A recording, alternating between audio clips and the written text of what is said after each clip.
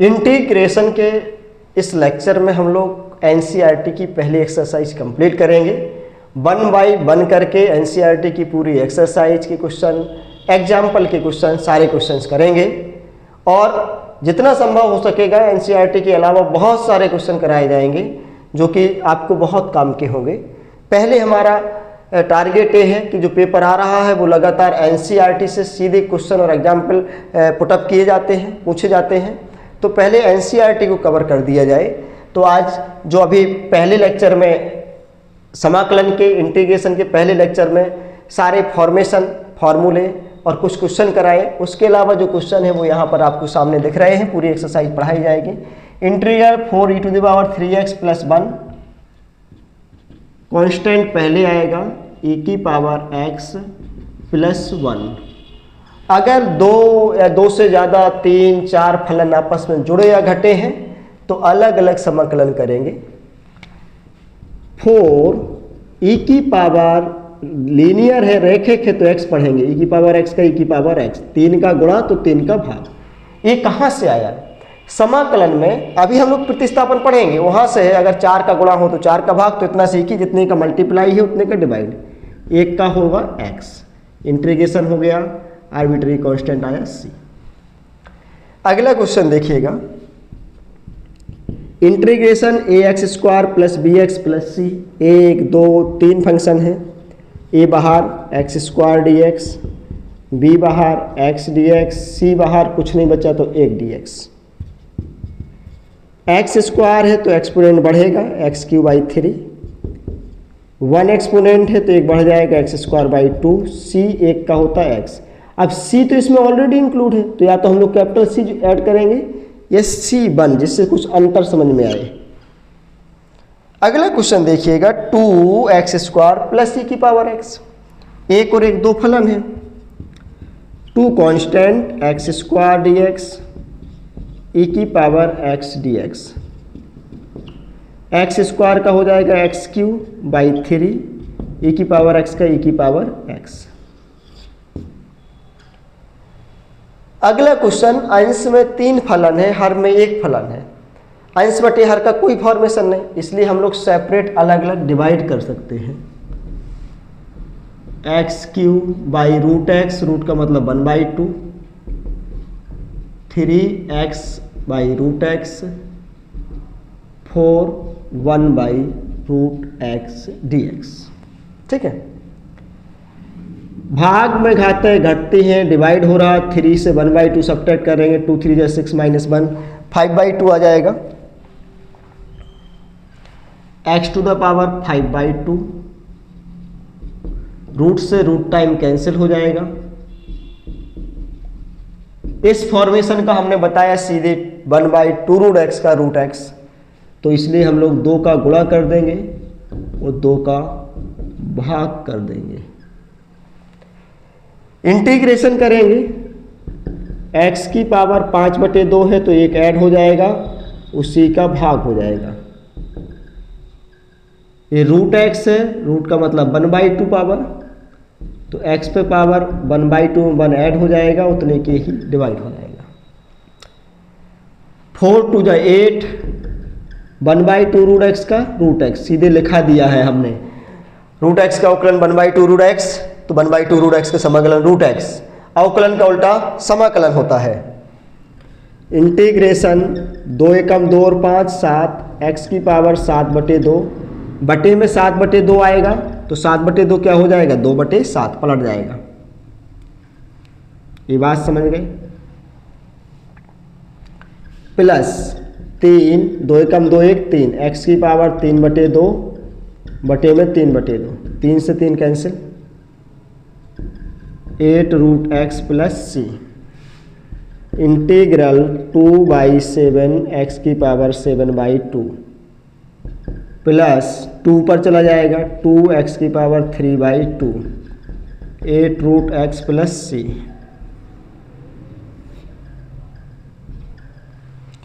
यहाँ पर 2 फंक्शन हमारे मल्टीप्लाई में है, प्रोडक्ट में लिखे हैं, तो पहले हम गुणा कर देंगे।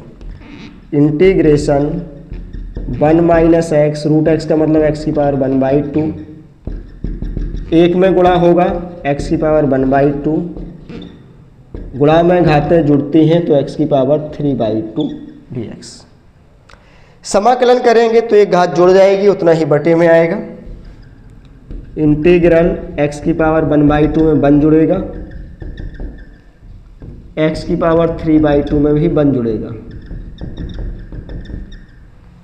2 एकम 2 और 1 3/2, तो इंटीग्रल एक्स की पावर 3/2 और 3/2, एक्स की पावर 5/2 और 5/2, बटे के फिर बटे ऊपर डटे, ऐसे हिंदी में समझ लीजिए।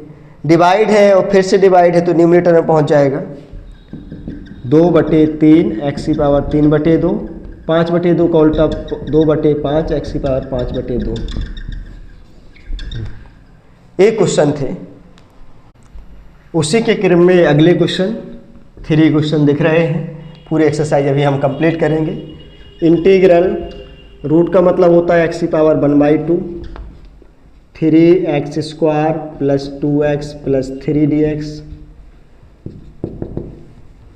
कांस्टेंट पहले आ जाएगा, गुणा में घातें जुड़ती हैं, 1/2 में 2 जोड़ेंगे 5/2, 2 पहले आ जाएगा, ये घात 1 है, 1 में 1/2 जोड़ेंगे, एक्स की पावर 3/2, 3 पहले आ जाएगा, एक्स की पावर 1/2 dx। समाकलन करेंगे, एक्स की पावर 5/2 में 1 जोड़ दीजिए, एक्स की पावर 3/2 में 1 जोड़ेंगे, उतना ही नीचे आ जाएगा। 3 एक्स की पावर 1/2 में 1 जोड़ेंगे, उतना ही नीचे आ जाएगा, प्लस c। इंटीग्रेशन 3 एक्स की पावर 2 एकम 2 और 5 7/2, नीचे 7/2, 2 एकम 2 1, 2 एकम 2 और 3 5, एक्स की पावर 5/2 और नीचे 5/2, 2 एकम 2 1 3, एक्स की पावर 3/2 नीचे 3/2, 3 से 3 कैंसिल, 2 ऊपर चला जाएगा, 6/7 एक्स की पावर 7/2, 4/5 एक्स की पावर 5/2 प्लस का 2 एक्स की पावर 3/2 प्लस c। ये इंटीग्रल है। अगला क्वेश्चन ये दिख रहा है आपको सामने। देखिए इसमें तो कोई परेशानी नहीं है, अंदर गुणा किया पूरे में, एक्स की power n plus 1 upon n plus 1, x की power n plus 1 upon n plus 1, x की power n plus 1 upon n plus 1। एक ही फॉर्मूला लगा, एक ही सूत्र लगा, ये भिन्न बन गया, फ्रैक्शन है, 2 बन जा 2, 5 7, 2 एकम 2 और 5 7/2 पलट गया। 1 2 3 फलन जुड़े या घटे हैं तो अलग अलग समाकलन होगा। कांस्टेंट संख्या पहले आएगी x dx, 3 पहले आएगा cos x dx, e की power x dx। Integration x का एक पावर है, एक बढ़ जाएगी x²/2, cos x का होता है sin x, माइनस इसमें लगा है, सॉरी माइनस है, e की पावर x का e की पावर x, 2 से 2 गो, 2 2 फ्री हो गया, x² - 3 sin x plus e की पावर x प्लस c। अगला क्वेश्चन देखिएगा 17। इंटीग्रल 1 2 3 फंक्शन है, देयर आर 3 फंक्शन, तीनों का अलग अलग समाकलन होने जा रहा है। 2 पहले आ जाएगा x² dx, 3 पहले आ जाएगा sin x dx, 5 पहले आएगा रूट का मतलब 1/2 dx। समाकलन जब होगा 2 पावर है, एक बढ़ जाएगी 3/3, sin x का होता माइनस cos x,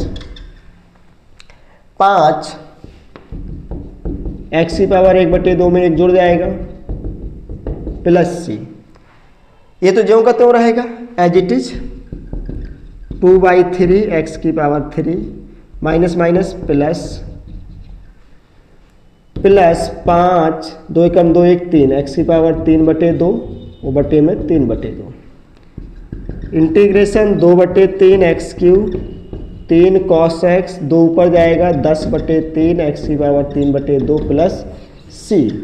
ये तीसरा इंटीग्रल हुआ, मतलब ये क्वेश्चन नंबर 17 तक कंप्लीट हुए। देखिए अगले 3 क्वेश्चन, इंटीग्रेशन sec x और sec x plus tan x, कल ही मैंने बता दिया था कि कोई गुणनफल सूत्र अभी लगा, पहले लेक्चर में मैंने बता दिया था कि कोई भी गुणनफल सूत्र नहीं है, बाद में खंडशः पढ़ेंगे वो एक अलग बात है। तो sec x का sec x से गुणा कर सकते हैं, sec स्क्वायर x, यहाँ पर करेंगे sec x tan x dx। जरूरी नहीं कि आप अलग अलग समाकलन का चिन्ह लगाकर यहाँ दिखाएं, यहाँ सीधे कर सकते हो। sec स्क्वायर x का tan x, sec x tan x का sec x, इंटीग्रल कंप्लीट। अगला sec square x upon cosec square x, numerator by denominator का फॉर्म है। sec स्क्वायर cosec स्क्वायर में सवाल उलझा है। जब त्रिकोणमिति के कई सारे फंक्शन में क्वेश्चन उलझा हो तो इजीली साइन कॉस में ब्रेक कर लीजिए, सवाल सॉल्व हो जाएगा। sec स्क्वायर x को लिखेंगे 1/cos स्क्वायर x और cosec स्क्वायर का उल्टा sin square x, sin square बटे cos square tan square x। tan square का समाकलन नहीं जानते हैं तो संबंध लगा देंगे sec के साथ। देखिए 6 चीजें हैं, sin स्क्वायर cos स्क्वायर है तो घात हटा देंगे, sec square cosec square direct लगा देंगे, tan स्क्वायर cot स्क्वायर तो संबंध लगाएंगे, रिलेशन। tan स्क्वायर x का होता है sec square x minus 1, sec square x का समाकलन होगा tan x, एक का होगा x। यहां पर देखिए ऊपर 2 फलन है, नीचे अकेला फलन है, हम लोग अलग अलग भाग करेंगे। Integration 2/cos square x dx, sin x बटे cos स्क्वायर x dx। अच्छा बेटा cos स्क्वायर का उल्टा क्या होता है, sec स्क्वायर x, ये तो इंटीग्रेबल हो गया, इंटीग्रल हो जाएगा। 3 sin x डायरेक्ट ना कर पाओ तो cos स्क्वायर 2 बार है तो cos x ऐसा लिख सकते हैं हम लोग। हाँ, अब हमारा sin अपॉन cos tan बन गया और एक cos चला जाएगा तो sec हो जाएगा। 2 sec square x, sin upon cos tan और एक sec cos जाएगा तो sec x, sin by cos tan हो गया, ये cos ऊपर जाएगा तो sec x हो गया। sec स्क्वायर x का tan x, sec x tan x का sec x। ये आपका अगला क्वेश्चन कंप्लीट हो गया। देखिए √x प्लस 1/√x का प्रत्यय अवकलज है, एनसीईआरटी की पहली एक्सरसाइज का सेकंड लास्ट क्वेश्चन है, क्वेश्चन नंबर 20, विकल्प का है, एमसीक्यू का। प्रत्यय अवकलज का मतलब होता है समाकलन, इंटीग्रेशन, √x प्लस के 1/√x का। √x को x की पावर 1/2x लिखेंगे, 1/√x तो 2 और होना चाहिए तो 2 का भाग करना है, तो फायदा के लिए तो 2 का गुणा कर देंगे। इतनी बात समझ में आई, √x का अलग और 1/√x का अलग, 2 का गुणा किया 2 का भाग, x की पावर 1/2 में 1 जोड़ दिया, उतना ही हमने भाग कर दिया। 1/2√x का √x, x की पावर 3/2 अपॉन 3/2, x की पावर 1/2 उसमें एक्सपोनेंट के टर्म में दिया है, आंसर मैच कर जाएगा। 3/2 पलटेगा तो 2/3, x की पावर 3/2, 2x की पावर 1/2 प्लस c, ये आपका आंसर हो गया। इसके बाद लास्ट क्वेश्चन है, एक एक्सरसाइज कंप्लीट की आज। और ये देखिए एनसीईआरटी की एक्सरसाइज 7.1 का लास्ट क्वेश्चन 21, एमसीक्यू टाइप है, बहुविकल्पी प्रश्न है। कह रहा f(x) का जो डिफरेंशिएशन है d/dx का मतलब अवकलन है, इतना है, तो हमें f(x) की वैल्यू निकालना है, f(2) की वैल्यू 0 है। ये विकल्प है 4, तो d/dx f(x) बराबर 4x³ माइनस 3/x⁴। अगर अवकलन हटाना है तो समाकलन करना पड़ेगा, इंटीग्रेट कर देंगे, d/dx f(x) 4x³ minus 3 1/x⁴ dx। दोनों ओर का समाकलन कर दिया। अवकलन को समाकलन हटा देगा तो बचेगा fx, 4x की पावर 3 है, अभी ऐसा ही लिखे रहने दें। x की घात 4 है, जब डिनोमिनेटर से न्यूमरेटर में जाएगा sign of exponent will change, घात का चिन्ह बदल जाएगा, प्लस था तो माइनस हो गया। fx इक्वल 4x क्यूब का करेंगे, x की घात 4/4, एक जुड़ जाएगा तो x की घात -4 + 1 -4 + 1 डायरेक्ट भी कर सकते थे, प्लस c, 4 से 4 कैंसिल, fx बराबर x की घात 4 - 3 x की घात -3, 4 -4 + 1 -3 प्लस c, 3 से 3 कैंसिल, fx बराबर x की घात 4 माइनस प्लस, माइनस की घात है नीचे लाए तो प्लस की घात। ये हमारा फंक्शन तो आया, बट इसमें c क्या है, आर्बिट्ररी कांस्टेंट है जो कि एक अननोन है।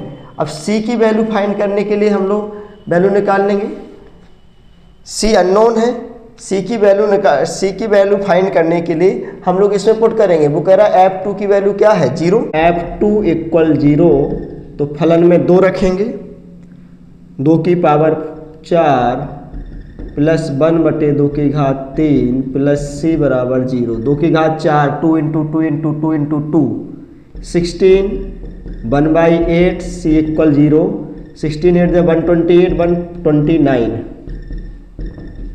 तो c की जो वैल्यू आई माइनस का 128, 29/8। तो जो हमारा फंक्शन है fx, x की पावर 4 1/x की पावर 3 माइनस 129/8, ये हमारा फंक्शन है x की पावर 4 प्लस का 1/x की power 3 minus 129/8। Option first is correct. इस तरह से एनसीईआरटी की पहली एक्सरसाइज पूरी तरह से कंप्लीट हुई। कल मिलते हैं हम नेक्स्ट लेक्चर के साथ 7.2 एनसीईआरटी की एक्सरसाइज को लेकर, और एक एक एक्सरसाइज डेली कंप्लीट होगी। और ये इस साइड तो ये वाला चल ही रहा है इंटीग्रेशन, डेफिनेट इंटीग्रेशन, बच्चों की पहली डिमांड थी डेफिनेट इंटीग्रेशन कराया, अब इंटीग्रेशन, इसके बाद एरिया अंडर सिंपल कर्व्स है, उसके बाद आगे बढ़ते जाएंगे, डिफरेंशियल इक्वेशन है, वेक्टर है, 3D है, लीनियर प्रोग्रामिंग है, प्रोबेबिलिटी है। इसके साथ साथ बहुत जल्दी 1 या 2 दिन में हम स्टार्ट करने जा रहे हैं पहले चैप्टर से संबंध एवं फलन, रिलेशन एंड फंक्शन। देखना ना भूलें, संबंध फलन को आपने इस अंदाज में नहीं पढ़ा होगा जिस अंदाज में हम पढ़ाएंगे। आप संबंध फलन को पढ़िएगा, लोगों के मन में भावना रहती है कि संबंध फलन, relation and function theoretical topic है, समझ नहीं पाते हैं, आपको एक ही बार में पूरी तरीके से समझ में आएगा। तो लगातार हमारे चैनल पर बने रहिए, डेली देखिए, कम से कम 1 या 2 लेक्चर के वीडियो आपको डेली मिलेंगे।